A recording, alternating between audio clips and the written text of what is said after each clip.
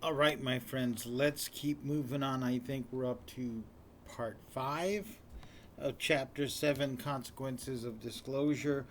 And let's talk about reverse engineering of technology. If revealed, this drastically changes the attitude of all people on the planet, especially non white people, on the current political and social order. Um, Regional, national, and religious conflicts could either be exacerbated or overcome with this knowledge. Okay, and this is the big question on a lot of people's minds when we look at the UFO UAP phenomena. Was there a reverse engineering of UFO technology? Was an attempt being made? Many people say yes. People have written books making a case for this. Colonel John Alexander makes a very vehement case against this. He says no. Things like lasers, fiber optics, there is a developmental trail, an evolutionary ladder, so to speak, or not evolutionary, but a developmental ladder, so to speak, proving that one development came from this, which came from this, and that there is no need to interject a sudden extraterrestrial presence. Again, it's a fascinating topic. There's a lot to read. I touch on it, but I encourage, if you're into this, look in both sides and do a thorough reading. Look for what you know, we all come into this with certain biases, so of course you look for your bias. But then look for a null hypothesis because there are some good points being made. This is not a cut and dry topic. But if there is a disclosure, I think it would become a cut and dry topic. If you're like, well, no, the sudden explosion of technological development in the 60s, in particular, 50s and 60s, and, you know, the development of things like the F 16 and F 15 and F 18 in the 60s and 70s, really in the 70s, was when they came out, but the technology was developed in the 60s. It's still current. Black Hawk helicopters, still state of the art in many things. Okay? So, you know, if that was something we developed on our own, we as Americans should be extremely proud of our technological advances. And yes, some of it has to do with captured Nazi scientists and also the influx of, excuse me, almost had a sneeze, um, Jewish scientists and refugees fleeing Nazism. So all Nazis had an influence on this. If it was just that, okay, we should be proud of ourselves as Americans. If these advances were propelled by the acquisition of UFO technology, extraterrestrial, off planet technology, then no, we're not completely responsible for all of these advances in our tremendous military and technological supremacy. And all the other nations of the world that didn't have this technology, they're like, that's why it happened. It's not that Americans are so special, or that their system of government or whatever is that much superior to ours.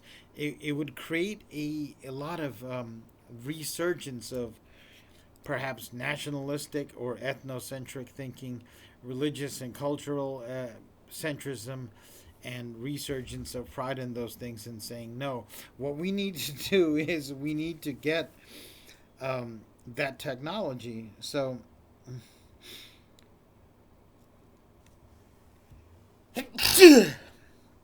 are there multiple factions? Instead of addressing a UN, uh, okay, if we have aliens come out to make contact with Earth, is it just one group of aliens or is it multiple groups? Are some of them aliens and some of them humans from the future and some of them are from another dimension? I mean, that's really something to think about. And who would they contact? You know, I had some spicy food and it's doing something to me. Okay, we kind of imagine them coming down and landing on the White House lawn or landing to address the UN building, but is that really how it would go down? We have a lot of people in Africa. We, as the human species, um, why would aliens not contact Africa? It being such a huge landmass. Russia's a big country. Again, why would not some aliens contact them? And certainly, as I've said, Asia, especially India and China, are up and coming technological civilizations, spacefaring civilizations, and most of the people on the planet are actually Asian, all right? The majority of people on this planet are from the continent of Asia, all right? There is no reason why they would not be good candidates for contact and maybe even more amenable to some form of trade or exchange. So, and they could also contact each nation individually, and that degree of and type of contact would have a powerful effect politically. If they only came and landed on the UN, which I think UN headquarters in New York City and at the White House, this would be tremendously beneficial to the United States and to, European nations and the sort of white supremacist geared hegemony that exists on this planet. But if they contacted different continents and nations equally, that would put a lot of nations on the same playing field.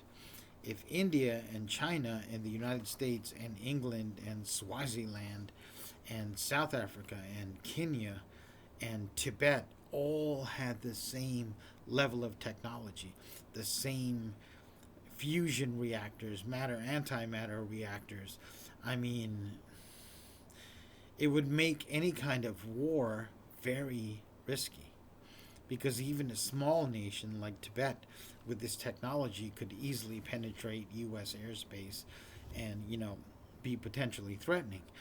And it would make certain things like borders a little bit more permeable than they already are, and they are permeable right now. Okay, if we talked about the Nordic aliens, the alleged Nordics, if they exist, I would postulate that if they were the only faction, if they were the most important faction, that they would most likely be boosters of the white supremacy oriented system, the system of white supremacy, which I give credit to Neely Fuller for explaining that.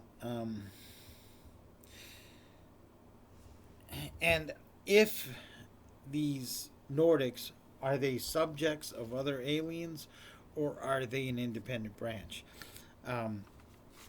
Supporting the current system and giving it even greater power over the other peoples of the world could result in a genocide of people's religion and culture across the planet. Okay?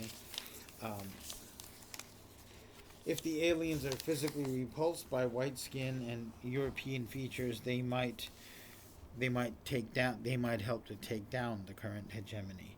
Okay, willingly or inadvertently, they could empower other ethnicities. Black and so-called brown aliens with advanced tech could be highly disruptive to the current global hegemony. Okay, there is another possibility that we don't often consider, but what if the aliens decided to have some type of contact with whales, dolphins, simians, and other species that show problem solving ability and higher intelligences? For example, what if whales and dolphins and chimpanzees were given technological means to assist them in communicating with human beings? What if they were given the means, like whales were given robotic hands that could act like tools and allow them to more efficiently manipulate their environment? Or what if they were given defensive laser cannons so they could fend off whalers? Again, very different system. I'm going to go on now to another possibility, which is our spiritual or non physical perception of aliens as angels or devils. Okay?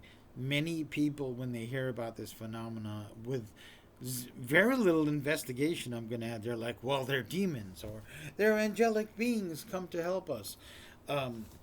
again, I don't know how you would prove or disprove that if they didn't have, if an actual demonic creature or creatures or aliens truly existed and wanted their presence to be known. I mean, let's say an angel appears all over the world and says, I'm an angel and this is what I'm about, and confirms or disconfirms this religion or that religion.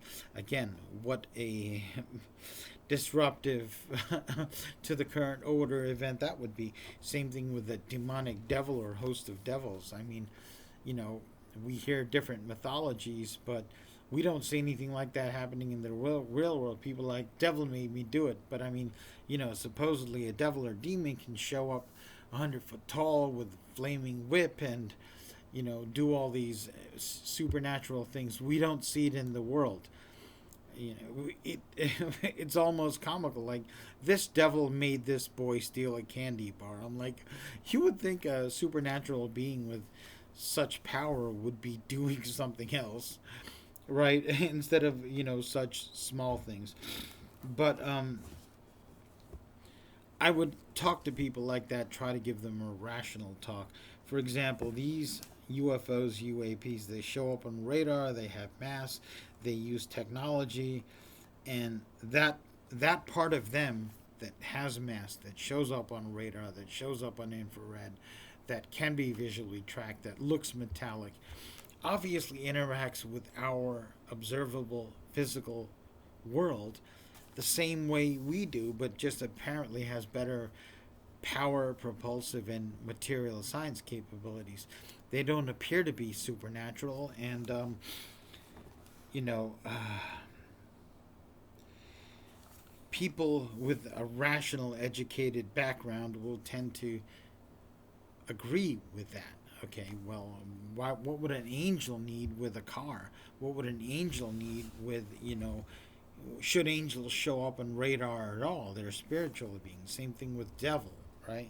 With a devil or the devil, depending on the religion. However, religious zealots, the ignorant, uneducated, will and do run rampant with this idea because it's their default mode of understanding. It takes years and years, lots of study and racking your brain to understand science, especially at the higher levels. Things like physics and equations are not easy. Religions tend to offer simple, one liners and one paragraph answers to things that you either believe or don't believe instantly, but you don't run algebraic proofs on scripture. Okay, so and this can lead to complications. I'm gonna talk about an anecdote at a move on meeting I went to, and this is a common phenomena of people claiming psychic contact with aliens and things. Let's get back to it, okay?